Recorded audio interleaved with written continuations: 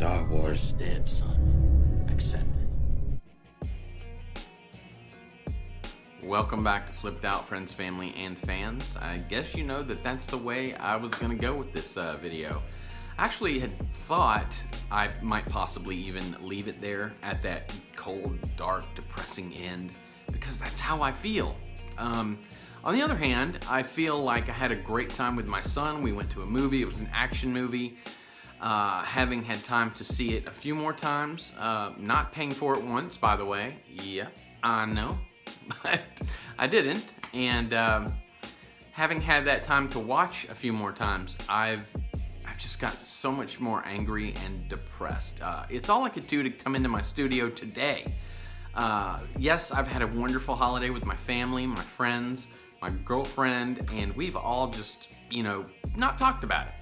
I've just been thinking about it. The wheels have been turning in my head, and I am just so conflicted and frustrated, and I feel so bad for George Lucas, and so mad at Bob Iger and Kathleen Kennedy. Let's face it, they're the ones the directors go to, or the directors have to go to them, and the writers have to go to them and get all of this approved, and they're wanting to play. As producers, they're wanting to play in the sandbox with the writers and directors, and they should have just kept their fat little rich grubby little hands out of the sandbox, but no, apparently that wasn't an option. So that is something that I noticed about this movie. So I've been very upset, angry, depressed, etc. Feel bad for George Lucas. But let's get right into this. I have so much to talk about, and I hope you guys haven't seen so many of these videos that you're not hearing me repeat a lot of the same things, because I'm feeling like I'm going to be repeating a lot of the same things that others are saying, because there's only so much you can say about it, and it's so blatantly stupid that anyone with half a mind who likes to watch movies, who considers themselves at least a bit of a critic. I'm not talking about your normal dumbass moviegoers, the normies. I'm talking about people who appreciate the flavor, the texture, every smallest experience. I almost said smell. Every one of the smallest experiences, the lore of going to a Star Wars movie specifically. So I guess without further ado, I will get started. So went to the movies the first time, and of course, like everyone else, it feels rushed, very, very rushed. It's generic feeling, it's simplified. Generic, simple, and rushed are the main three words I would, use for this film. But in light of that, if you'd never seen a Star Wars movie before and this is the first one you saw, you would say, wow, I was blown away. And it's that fast pace, keeps the action going, doesn't let you think too much. You guys have heard all this 1,000 times. But these people, normies, even the casual moviegoer who've seen a couple of Star Wars movies, maybe even someone who's seen it all the way from the beginning, but doesn't really care much about the lore, is gonna go, those are some great graphics! But me, I'm blown away by the graphics. The sound was amazing. John Williams is a master. It was a greatest hits for him, and a little bit of new stuff in there. I really like the Kylo Ren theme, but it doesn't save Star Wars. But as for going that very first time, I had an amazing time with my son. Immediately, my girlfriend bought us Waffle House. If you don't live in the South, you don't know what that is, but Waffle House rocks. Hell to my brothers, and sisters. But yeah, it was a roller coaster that you kind of wanted to get off. Like maybe it went on too long. But let's get into some of the specifics. One thing I mentioned the sound design. One thing I noticed was that the lasers, the blasters, whatever you want to call them, the blaster bolts, sounded like Star Trek phasers a lot of the time. I didn't understand that, and I haven't heard anyone else talk about that, so that's a new bit for you to maybe go back and look at it on a torrent service preferably, and see if you hear that too. If I did hear it, and I did watch this a few times with that in mind, keep in mind the sound wasn't like Dolby THX, all that HD, but if I heard it right, I don't hear the Star Wars blaster bolt sound very often. I hear the Han Solo one once or twice, but not the regular Stormtrooper blasters. They sound like Star Trek phasers to me, and that was very frustrating. I don't know why they felt like meddling in that. JJ, maybe? He wanted to dabble in sound design. He loves Star Trek, obviously, so maybe he thought, oh, bring it over. Why not? Mix the two galaxies in the smallest little way. See if anyone notices. Maybe they did. I did. Maybe they didn't. I don't know. Leia in the movie. It was, for me, it was weird. It was spooky and weird. I kept seeing her, because you can't see it right now, but I use green screen, and I know, that they're using a whole lot of that and a whole lot of CGI, and even if it's a virtual green screen, we all know with Leia's scenes that it's going to be like that, but I just felt like I focused on her and what she was saying, which was usually one or two words, and it brought me back to The Force Awakens. I was like, what scene would that have been in if I was watching The Force Awakens and they used this cut? Where she hands Rey the lightsaber, I knew what scene that would have been in The Force Awakens, and they kept handing it back and forth, which also bothered me. I'm like, okay, now Rey doesn't want it, now Leia wants to give it to her. Now Rey doesn't want it, now Leia's like, well, you gotta have it now. And she wants to earn it, and she never really earned it. Why put that in there that she says, I have to earn your brother's lightsaber, and then like a minute later, like literally a minute later, she gives it to her again. It was just a weird, supposed to be touching moment, but wasn't touching at all. It was creepy and strange, and the dialogue for every Leia scene came off just all wrong. I love Carrie Fisher, so that's nothing on her. It's just these fools, these corporate fools that think they know anything about making fucking Star Wars. They fuck it up, man. They don't know. They really don't know or understand what Star Wars is. They don't get it. JJ doesn't get it. Rian Johnson was some bully that wanted to come in and mess with people. Kathleen Kennedy clearly upset with George Lucas over something. Hopefully that'll come out one day. Maybe George before he passes. God, I hope that never happens. Come on, let's get that AI and, all that medicine with AI going, because I think George Lucas needs to get reverted back to 25 and outlive those fools at Disney so he can get it back. I don't know. I'm starting to get crazy. I'm mad. Trust me. I am just trying to keep a positive flow here. Yeah. Okay. But so the Leia scenes were weird. Also, it's weird that everyone has the fucking Force now.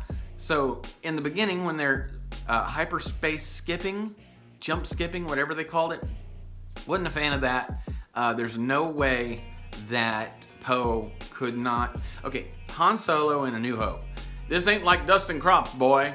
You could fly right into a supernova, blah, blah, blah. Okay, but apparently just caution's thrown to the wind. We got to get away from these guys who can now go light speed. I mean, the whole First Order and the New Empire all have upgraded tech.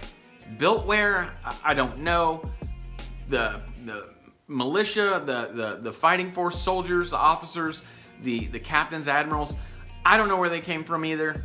I guess you're just supposed to go with it. I went with it for the sake of being in a Star Wars movie with the hope that they'll round it out in the end. They never did. But everyone, Poe specifically, must have the Force in order to hyperspace skip. I have no idea how he could have not just rammed that ship into any one of those planets at any time. Was he just going off memory or just pure luck? It's been said to me, well, he must have the Force. I was like, why not? Hey, everyone has the Force now. You have the Force, I have the Force, we have the Force, Finn has the Force. Hell, Rose has the Force, I guess. I won't get into her. We all know she was put in the background. We'll just leave it at that, whatever. But it was really rude of Disney, especially after that big stink they made. But but everyone must have the Force now, and especially Finn at the end. He's like, oh, Rey, no. Or it's that ship over there that has the beacon, the Wayfinder beacon or whatever the hell they're calling it. I'm like, okay, in a sky full of 1,000 ships. I don't know, did anyone count how many ships there were? If you did, please put it in the comment section below. I probably should, because I've got all the scenes available to me, and I don't know. There's too many to have actually had anyone living on them for any significant amount of time in the ice or ocean or the ground or whatever that was on Testicle. So yeah, anyway, moving on. Everyone has the Force. Don't like it, frustrated by it, and it just throws it throws fucking shade at George Lucas's Star Wars, where the Force was special. Yes, I know George Lucas kind of threw shade at his own franchise when he was like, midichlorians, yo. But I'm like, yeah, but that's George, man. He wants to change something. That's George, man. The universe lives inside his head as far as I'm concerned. And if I don't like it, okay, I don't have to. I don't like everything George did. I damn sure liked how he put a story together, how he planned it out. But yeah, so that was weird. Force for everyone. Not a fan. Jar Jar, Abrams. Member berries. I'm hearing this on everyone's reviews, and they're right. Everyone's right about the member berries, and I love the name. I love to say the word. It's fun. And member berries, because yeah, he went everywhere you could with nostalgia, and I can't believe he managed to fit it all in what Disney wanted was ultimately a 2 hour and 20-something minute movie. This should have been Lord of the Rings, 3 hours. I would have been fine with 3.5, 4 hours if they did it right. The Force lore needed to be explored heavily. You can't just introduce Force healing with Baby Yoda and then say, well, Rey has it because Baby Yoda had it. And Kylo Ren had it because Baby Yoda had it. No, but wait. Rey and Kylo have it because there's a Force dyad. What the fuck is that? Okay, so now we're just making shit up. Fine. That's fine. So how does Baby Yoda have it now? Now that there's a Force dyad between those two, how is it that Baby Yoda has it? Thank you. As soon as someone fucking figures that out, let me know, because I'll be waiting. Not patiently, I'm very frustrated. You can see the anger coming out now, so. Okay, another thing, super weapons. Okay, man, so you mean to tell me you have 1,000 Star Destroyers, 100, let's call it 100, let's be modest. Let's say it's 100 Star Destroyers, each one with a planet-destroying weapon. Now they're all stuck in this one place near the Sith homeworld, or whatever the hell it was called, Testicle, beyond the Outer Rim, in the unknown regions, and they can't get out without a specific wayfinder. Now maybe I need to see this part again, but at one point, they blow up a planet with one of them. So one of them got out, didn't they? I would imagine, unless they just blew up a nearby planet, which in scientific terms would throw every other planet's orbit off course dramatically, and ultimately could be just completely fatal for everyone. I don't know. I think of stuff like that, it bugs me. The smallest details are important because I grew up with George Lucas' Star Wars, where every fucking detail, I mean, there were some faults. It's a lot of details to keep up with, but for the most part, every single one was accounted for. Every detail. So, okay, but whatever on those things, they were super weapons. One of them managed to blow up a whole planet, but I guess they went back to Testicle or whatever it was called. So, did all these people live in the Star Destroyers, in the ice, in the planet, under the ground? If so, were they employed by Emperor Palpatine? And where the fuck did Emperor Palpatine come from? The dead speak. He's back. Okay. I was down, and when I read it, I was like, all right, it's a little bit much. I appreciate JJ trying to retcon and bring us in and kind of fit his second movie into the third one in the first act. Yes, it was a little fast, but I could appreciate the fact that he had a tall order. He had large fry, and that's fine. And he salted him, man. He had to. So I was like, all right, explain it in the end. I need to know in the end where Emperor Palpatine came from. But right off the bat, he's like, the pathway to many abilities, etc., etc. You've heard everyone say this. And I just thought, okay. Now, that's what they're saying now. And at the end, we'll find out for sure. Man, I was like, it's going to be a hell of a fight with Rey and Emperor Palpatine, because Rey is like way OP already. This was just the first 2 minutes of the freaking movie. We'll get to that. We'll get to Rey. Oh my God. There were also a few things that bugged me as far as script. So at some point, oh my God, I don't know who this hoochie guy is, where he came from. I know that he somehow killed Palpatine's son and his son's wife, and they stashed Rey on Jakku. Okay, wait a minute. Hold the brakes. Stop the entire movie. I don't want to watch this. I need to go watch a movie that I must have missed, or a TV show, or something that just went by me. And nothing gets by me with Star Wars, so I can't imagine. But I can't watch this movie right now. But I quickly realized we didn't get that movie. We didn't get that comic. We didn't get anything about that. But you know, as a moviegoer, as a viewer, you're expected to just know. Just know that it'll be covered at some point, and that's what happened. And his son was a good guy. A good guy. I don't know. I'm so angry. I really didn't want to do this. I have really been putting it off.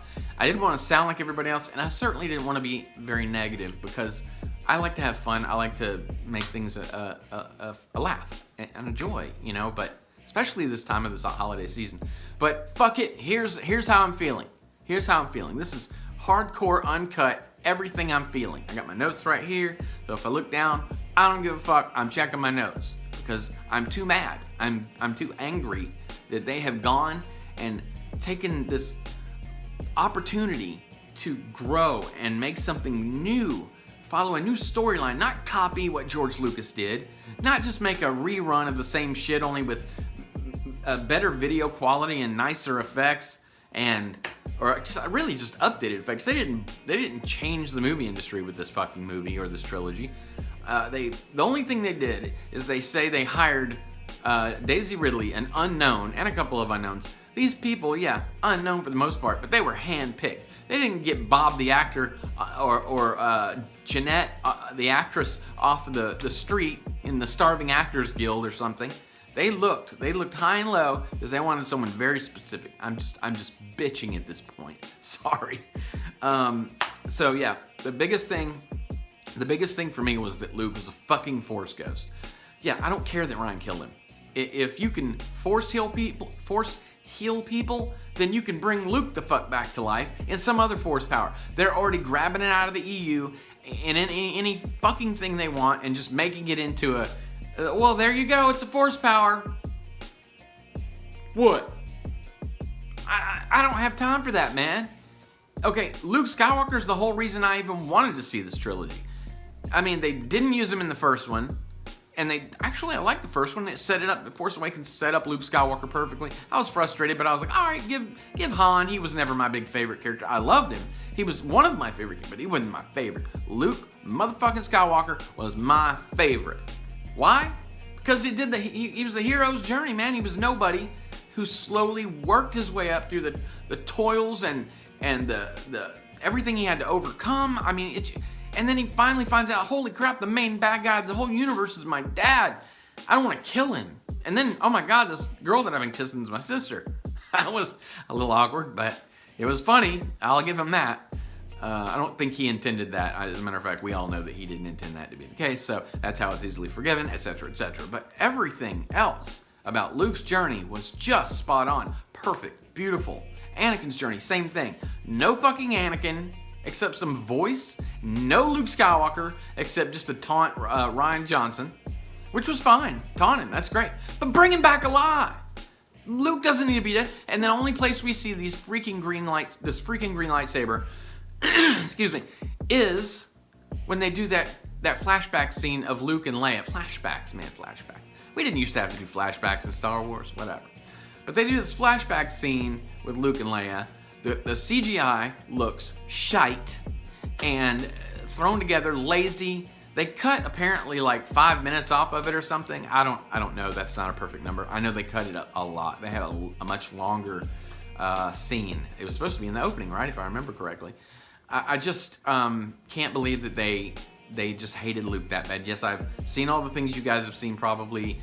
If you're watching me, then it's likely you've seen a lot of the stuff I've seen where people are saying that Luke and Leia were supposed to be at the opening of this movie, and they were going to have like a training session where they're fighting, etc., and then we're going to be young, and it was going to be lengthy, but that didn't happen. And I don't know. This was Luke Skywalker, his trilogy to wrap it up because of Anakin being the chosen one, and Anakin spawned Luke Skywalker carrying on the legacy of his father, and bring Anakin into it. You have to bring Anakin into it. Why you wouldn't? I don't know. I don't know. They just use these voices at the end, and Rey at the end kills Palpatine with these voices. Oh, we got your back, Rey. Yo, Rey, we're right here. I'm like, no. I didn't want Force Ghosts. I didn't want the stupid voices either.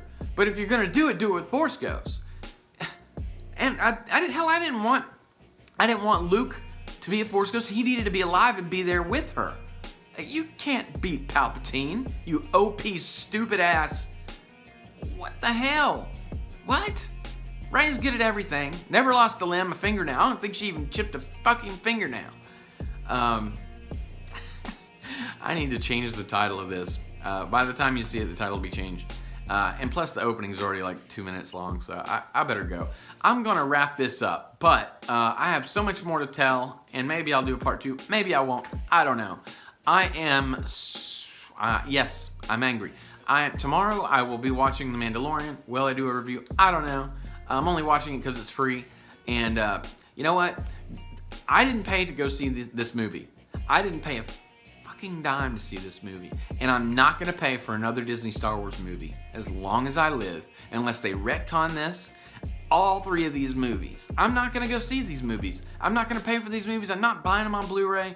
I'm not going to download them. And I don't consider them canon. They just don't exist to me, period.